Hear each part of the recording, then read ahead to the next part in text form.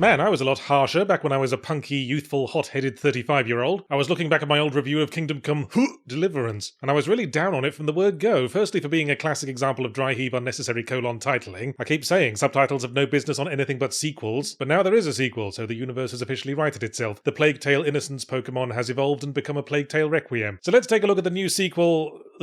Kingdom Come Deliverance II. Fuck's sake. It's like we missed the point, and then we turned around and missed a completely different point, like a very lucky oblivious person on an archery range. Kingdom Come 2 continues the story of Henry, a meaty young lad from early 15th century Bohemia from a burnt-down village in, going by his accent, whatever the 15th century Bohemia equivalent of the West Country is. Henry's in a sort of administrative grey area of feudal society in that he is a peasant, but he's also the acknowledged bastard son of a lord, so he is permitted to talk to nobles and they're not allowed to execute him just for looking at them funny. He's dispatched to a neighbouring fiefdom to help his mate deliver a message from their dads to the local lord to see where he is on the whole bloody conflict dividing the land thing, and the job needs two guys because those wax seals can get pretty weighty and his mate is a nobleman and therefore refuses to lift anything heavier than a chambermaid's skirt. On the road they get attacked by bandits, robbed of everything, and then can't complete their mission because nobody believes they're nobles as they aren't wearing the requisite peacock feathers and arrogant sneer. Essentially, this is the bit at the start of a Metroid sequel where Samus gets an atomic-powered intergalactic wedgie to explain why she has to run around picking up all her shit again, because the first act of Kingdom Come Delivering the Mail retreads much of the process we went through in the first game, starting out as a peasant with not even a mouldy potato to our name, and having to work our way up the social ladder before we can get to the cool sword fights on horses shit, learning many interesting things about medieval history as we go. One of the first things we learn, for example, is that every single person in medieval times is a complete prick. I guess it's hard to be a ray of sunshine when the Norwegians have just invaded and the bubonic plague has killed your 12-year-old wife. The second thing we learn about medieval peasant life is that it's really fucking boring. The only thing I could find to do to start saving up for an actual shirt, to replace my spunk-riddled burlap sack and finally have a fighting chance with the fucking charisma checks, was to take up blacksmithing. A minigame consisting of hitting a metal thing with a hammer, for fucking ages. And you have to keep moving the thing around so you can't just zone out for it. Jesus Christ, Desert Bus did that as a fucking joke. And then the game's all like, ooh, why not try swinging the hammer in time with the tune your character's whistling? Have fun with it. Bitch, that didn't work when my parents made me dust my bedroom and it's not going to work now. You say Kingdom Come is an immersive open world in the style that always seems to get Kickstarter donators frothing at the wallets. Oh, the realism, go anywhere, do anything. Every NPC has an agenda. They go to bed at night and won't like you if you've got nits, so you have to dunk your head in every horse trough you pass, like a newborn vampire who hasn't figured out why his hair keeps catching fire during the day. Such games tend to be appreciable from a broad perspective, but fall apart in the fine details. The sheer number of interacting systems can go wrong in so many spectacular ways. Here's just two from my playthrough. I had to reload a save because the story mission was to follow a platoon of knights on horseback, but their pathfinding fucked up so the horses all stood in a circle sniffing each other's bums forever, and at one point a distraught peasant woman beseeched me to locate her missing daughter for she was beside herself with worry, while said daughter was at that moment sitting across the room, sewing some tea towels. But my worst moments came when the game was operating completely as intended. Like at one point I fail a speech check and the dude decides he's going to punch my lights out. The combat is slightly better than the first game in that it actually functioned for me, but it usually came down to parry, riposte, stand on the other side of the room talking shit while your stamina comes back, repeat. And I don't feel like a badass duelist, I feel like I'm trying to narrow down the thing that's making a really bad smell in my fridge. But I managed to punch this dude enough that he runs away, but then he comes back with a fucking hammer, so I have to draw my sword and kill him. And we're in the middle of a village, so guards run over, I can't pay the fine and failed the speech check to blab my way out, so I've got three choices: murder the entire village, watch a prolonged cutscene of myself being hanged before reloading my save, or reload my save now. I opted for the last one, spoke to the dude again, passed the speech check this time and parted as friends. Jesus Christ. The road to Cock-Up Cascade is paved with realistic gameplay systems. You're told you can approach problems with either stealth, combat, or diplomacy, but there's no point specialising because you'll get unavoidably stuck having to do all three at various times. The first game soured me with mandatory combat, this one did it with mandatory stealth. The first several hours of the game are spent trying to get invited to a wedding because the Lord's going to be there and you're hoping to convince him you're a noble by wafting caviar-scented farts in his direction. But then, oh, he doesn't show up, we've been pissing you about this whole time, lol. Then you get arrested and stripped of your stuff and locked in a castle with no option but to stealth through densely populated unfamiliar terrain where being spotted anywhere by anyone is instant fail because the guards descend like bees on a jam sandwich, then stealth all the way back out again. You can knock guards out with special friendship hugs from behind, but half the time they randomly break out of the hug, so whoops, reload again. I asked editor Nick for advice as he seems to like this game and he said to just save scum. I can't save scum, they took all my save potions, which continues to be a gameplay feature as welcome as a scrubbing brush attachment on an endoscope. Are you remembering to spend your perk points, Yards? Yes, of course I spent my perk points. What kind of idiot doesn't spend their perk points? Then I hastily brought up the menu to figure out where the fuck you spend perk points. Eventually I found it, 3 menus deep, tiny little text in the middle of all the Renaissance branded clutter. Not that it made much difference in the end. I'll admit Kingdom Come 2 occasionally came together, usually when railroaded me through a plot event that minimised the number of things that could fuck up, but whenever the leash comes off it's all so much pissing about. The bugs piss me about, the plot pisses me about, and in the end all I can do is piss about in return. Still, apparently you'll like it if you're someone like editor Nick, but what the fuck does he know? He still thinks I respect him.